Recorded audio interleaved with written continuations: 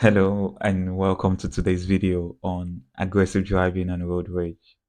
So this topic is a subtopic on the driving behaviors and attitude in traffic psychology. But before we go into the topic and looking at the definitions and the concept behind this, let's just take for example, we have a man, his name is Mr. Smith. Mr. Smith had an heated argument with his wife in the morning before leaving for work. So rather than Mr. Smith leaving the house or around 7 a.m., he left around 7:30 a.m. So that left Mr. Smith with just a few minutes to get to work, and due to the heated argument he had with his wife, he needed to get into his car, rush down to work. So in the process of going to work, Mr. Smith decided to go beyond the regulated kilometers per hour that he used to or is required on the road. So trying to get to work on time, and as a result of this is a little bit frustrated due to maybe some of the cars on the road trying to also make their way to their different destinations. So Mr. Smith is speeding, so that is over speeding, in order to get to work on time. So this occurrence for Mr. Smith can be said to be an aggressive driving. It's as a result of aggressive driving. So because of maybe an event that happened, we're still gonna come back to that. But also still on Mr. Smith, in the process of Mr. Smith trying to get to work, he noticed that there are cars ahead of him that are moving at a regulated speed. But Mr. Smith wasn't having it. He doesn't want to get to work late, so he kept on in it up. He kept tailgating. He kept cursing. He kept shouting, yelling at other drivers to get up the road, get up the road. Just need to get to work as soon as possible. You know. So if Mr. Smith could engage in this, then that is what we call road rage. So though the two of them looks a bit similar, but they are not the same. So because aggressive driving can be as a result of maybe speeding or tailgating, but when there is an intentional and dangerous attempt at other road users or driver, then that is what we call road rage. So now here we know that aggressive driving and road rage, they are serious issues that affect road safety. So there is no excuse for whatever thing it is. And while they are often used interchangeably, people tend to interchange some of these terms, but they are not the same. They actually mean this different things. So like I explained earlier with the case of Mr. Smith, is both of them are offensive. It's a traffic offense that involves a driver behavior driving dangerously, and which might disregard the safety of other road users, maybe drivers or pedestrians or any road users. And under this, we explain that.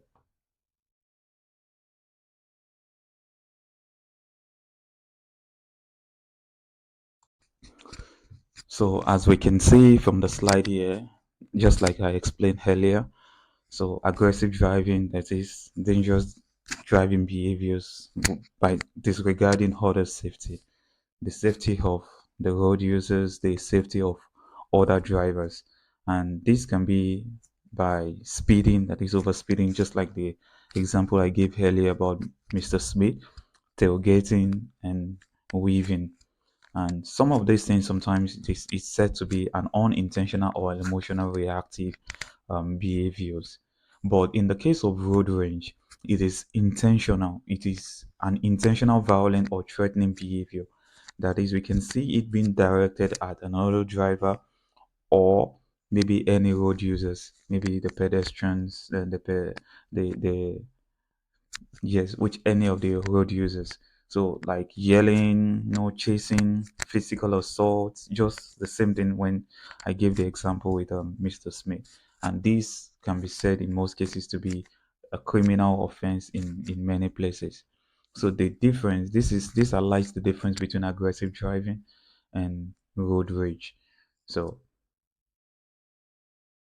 So then we continue into what are the common aggressive driving behaviors. There are some behaviors that we know are common with aggressive driving, and one of it is excessive speeding. Excessive speeding is one of the most common aggressive driving behaviors. In most people tend to take out their frustration, whether from work, whether from their homes, whether from whatever thing they're doing, they tend to take it out, especially in form of drivers. They take it out by overspeeding, and this is quite common, and there has been a lot of cases over the years as from excessive speeding beyond the required speed limit on the road, so this is one of the most common aggressive driving behaviors. Another thing is running red lights. Running red lights is common when most of the drivers are trying to get to their destination on time, or maybe probably they are late for an event, they are late for work, and they just want to try to get there as soon as possible. And you can see in most cases they run the red lights. This is also another aggressive driving behavior. We have honking aggressively. Just get off the road. Honking at the other drivers. Just leave the road. I need to move. I need to go. I need to go. This is also not right. It's also part of the common aggressive driving behaviors we have. Also, we have cutting others off. Just trying to, like, you know maneuver their way through the road. Instead of going on the required lane, they try to switch lanes in order to get ahead of the car ahead of them, maybe moving at the required speed, but they just need to get to wherever they're going as soon as possible. So that is also a common aggressive driving behavior. We have flashing headlights in anger, just to show their dissatisfaction or to show their frustration, maybe as a result of anything that is happening on the road. It might be, sometimes it might be in form of maybe road construction, and there is a little traffic ahead. You see some of the drivers just flashing their headlight in anger, and this might also be common maybe at night, which can be quite much more visible compared to during the day. Then we have blocking other cars from changing lanes.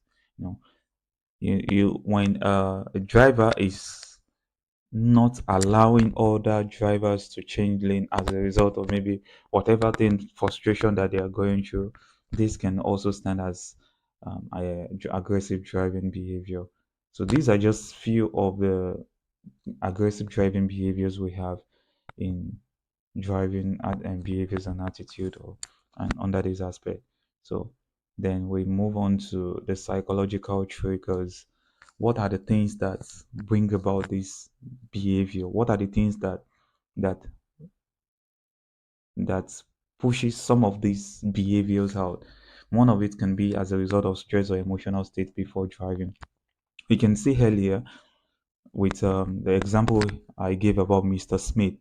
Mr. Smith already has an emotional state that is not suitable enough for driving due to the misunderstanding he has, or the heated argument he had with his wife before they leaving the house, and that has already led to spending more time at home when he should have been on the road to work. So, and the stress coming from, I have to get to work as soon as possible, and these psychological triggers all come together that led to the aggressive driving, that is overspeeding or tailgating, and also the case of yelling, which is the road rage. So stress or emotional state before driving is one of the psychological triggers. Another one is a perceived injustice. When you feel, or when a driver feels he has been treated in an unjust manner by another road user, this might lead to a trigger by, no, no, no, no, I should be the one to go. No, you ought not to. So when you think another driver has treated you unjustly on the road, or probably caught when it comes to changing lane or moving at the required speed, then you try to react. This can also be another form of.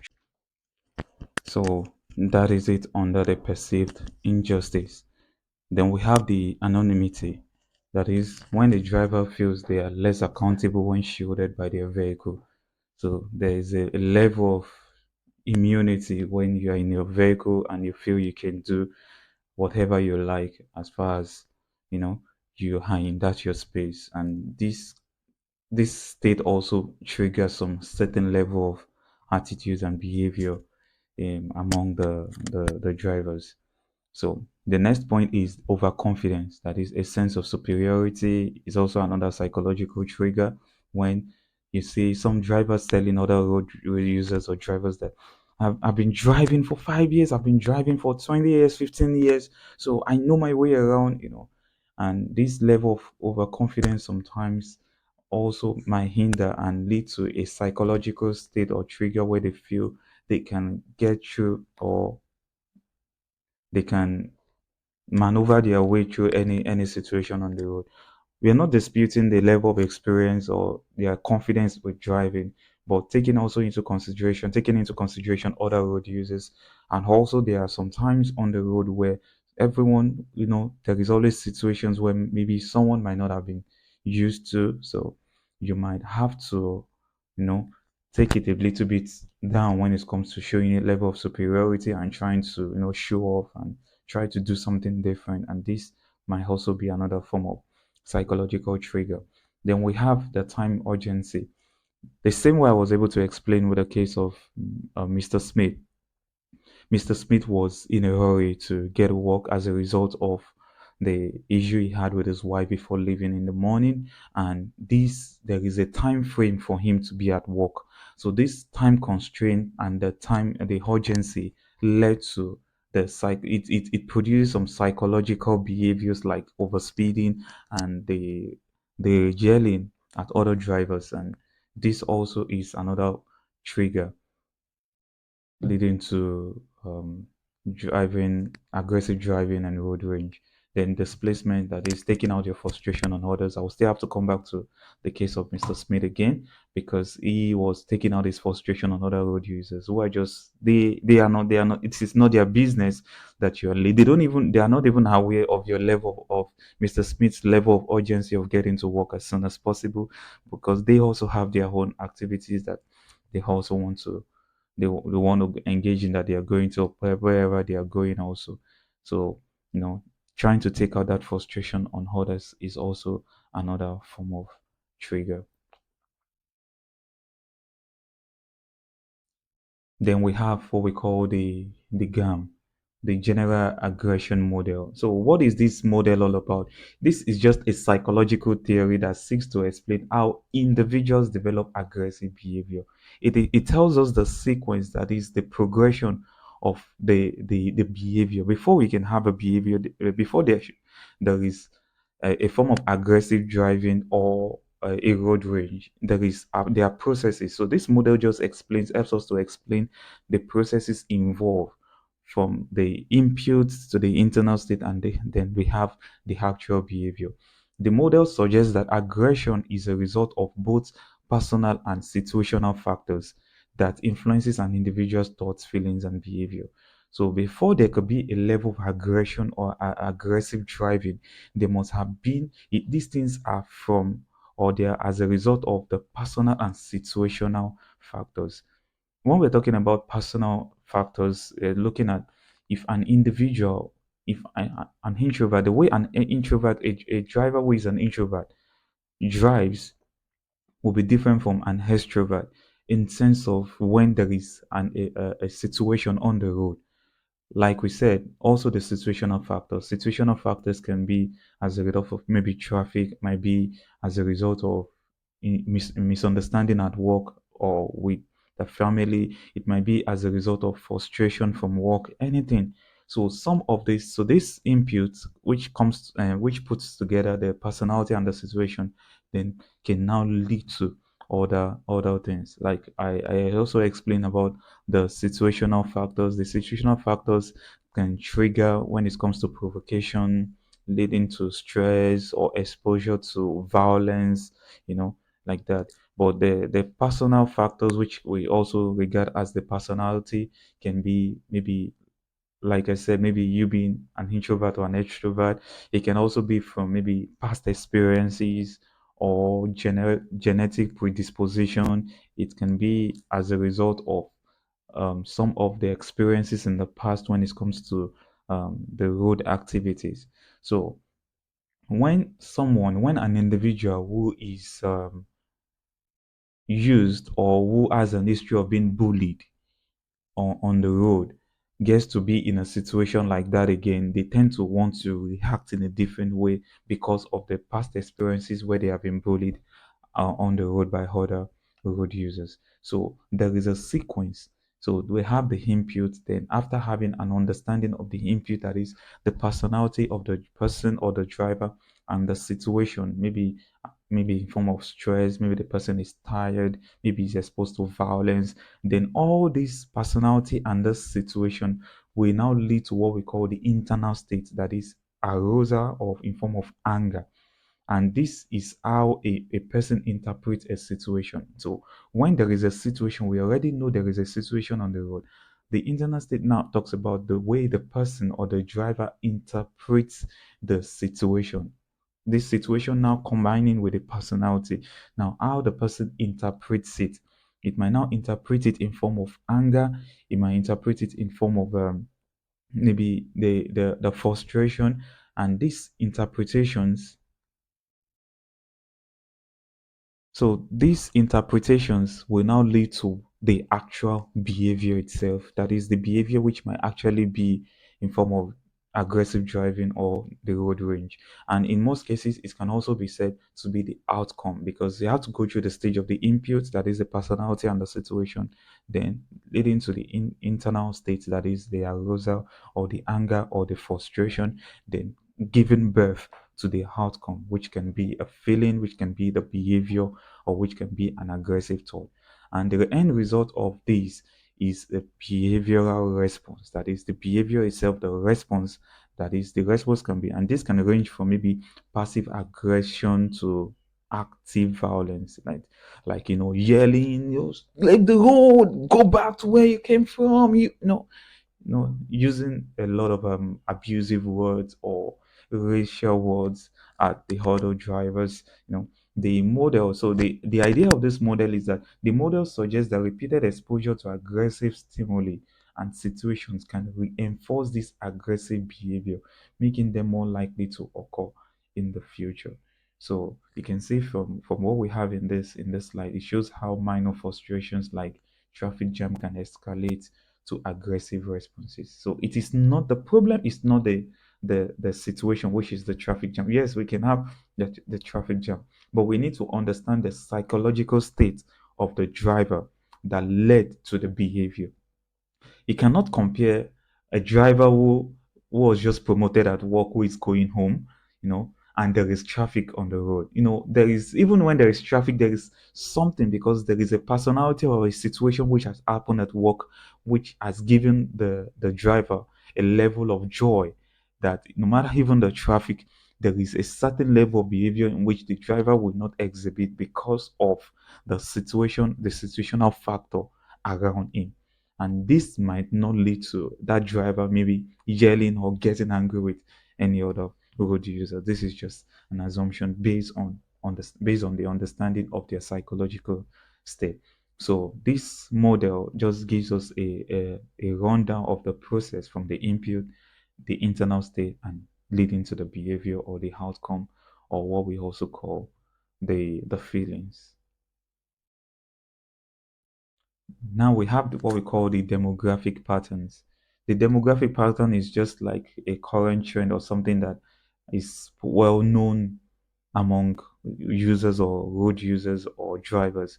Here we have young males more likely to engage in aggressive driving. I think, in sense of most of us as young males, we want to show off, the youthful energy, the vibe, just trying to show, especially when they just acquired a new car or they just got a new car, and trying to show their level of uh, dominance or ownership of the vehicle.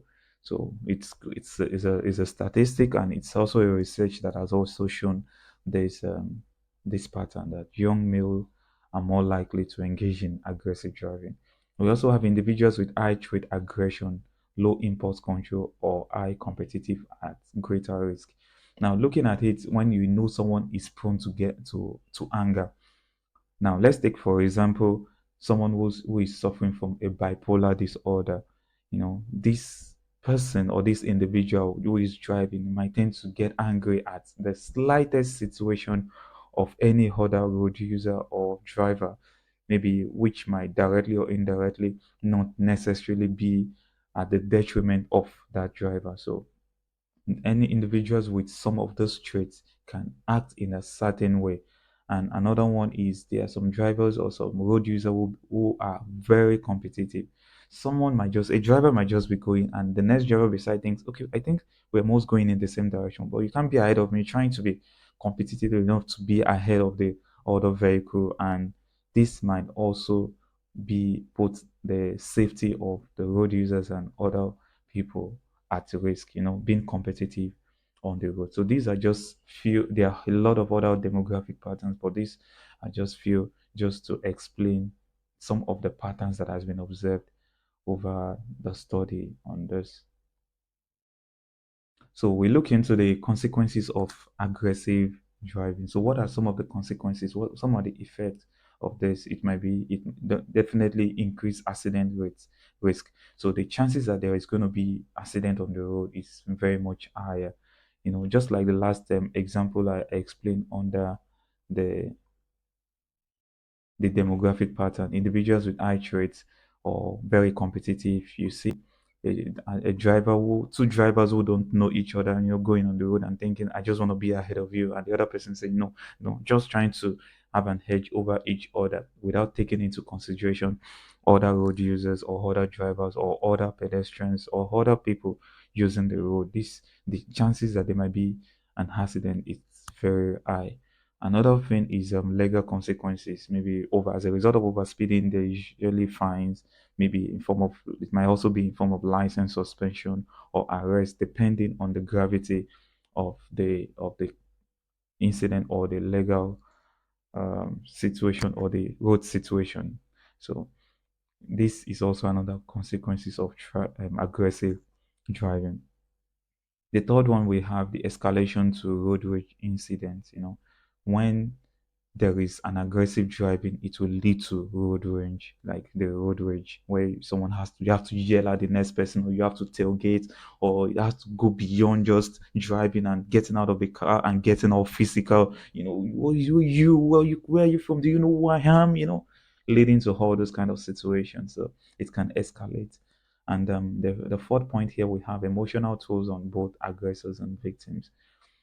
When two drivers, let's for example, when two drivers are engage in heated um, argument or any form of aggressive driving on the road, they are not the same person when they return back to their car, or when they, let's just say, they decided to step out of their car and they get a little bit physical. The moment they return back to the car, they don't go back to the way they were before the whole incident happened. That means there is going to be an emotional toll. I can't just imagine if my father, let's just for example, had engaged in a form of aggressive driving or had this an alteration or altercation with someone on the road and decides to get home, and I'm expecting him, hey, dad, and all smiling and the rest. No, because that situation had already had an emotional toll on him coming home. And I don't know, maybe it has to take the willpower or the magic touch of the mom or something to bring down the whole tension and the emotional feel. So that is another consequences of aggressive driving. So, what are the possible preventions and the interventions? We have the public awareness campaign. That is where we can see, in most cases, you see a lot of traffic signs, people not to overspeed, or showing signs to show they don't drive angry. There are a lot of interventions and there are a lot of preventions that has been made over the years as regard this, because one of the most important thing is the traffic safety, road safety, and aggressive driving or road rage doesn't help when it comes to achieving that motive.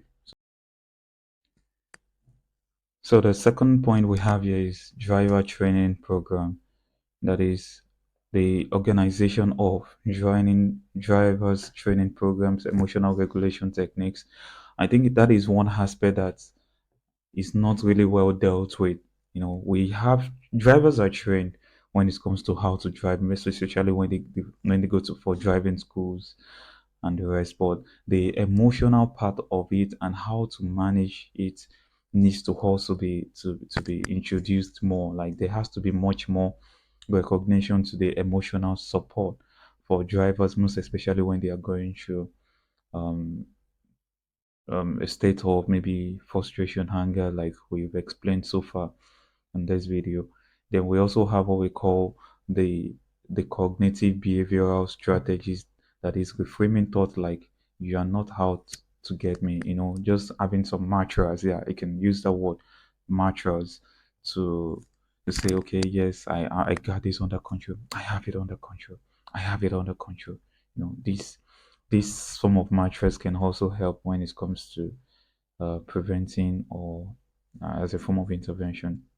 Then over the years, there has been development in the technology field where in-car technology like speed limiter, alert system, or gamification to reward calm drivers. You know, Most especially when it comes to the alert system, it gives that consciousness. In some drivers don't even know that they are already angry, or so probably they are already at that point until when maybe something calls their attention to it and they know they have to put themselves in check.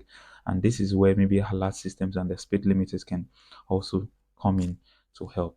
Then we have the law enforcement, that is the targeted enforcement of aggressive driving behavior. We do have them on the road, trying to check the speed limits of cars. Maybe they don't go beyond the limits, because these also maybe consciously, unconsciously, or subconsciously keeps the drivers aware that anything that makes them overspeed and they are being caught, there's going to be a fine or maybe an arrest or whatever that comes with it as a form of punishment.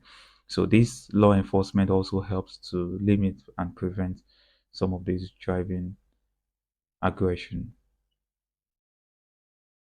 So quickly, there is an incident that happened in that relates to road rage in Phoenix AZ in 2016. So I'm just going to read and probably we look at the analysis based on the GAM model we explained earlier. It said in 2016, Phoenix experienced a spike in road rage incidents, with several making it national news. One of the most infamous involved a shooting after a traffic altercation. A man followed another driver home and opened fire after a perceived cut off. So, though after this whole situation, nobody was hurt, like in sense of there was nobody died after the altercation. So the city reported up to 400 road rage incidents that year, including assaults, tailgating, confrontations, and threats with weapons. So based on this case that happened in Phoenix, you can analyze based on the GAM, that's what triggered the events, then what psychological factor contributed to it from this just this short experience or this study, then how could it have been avoided?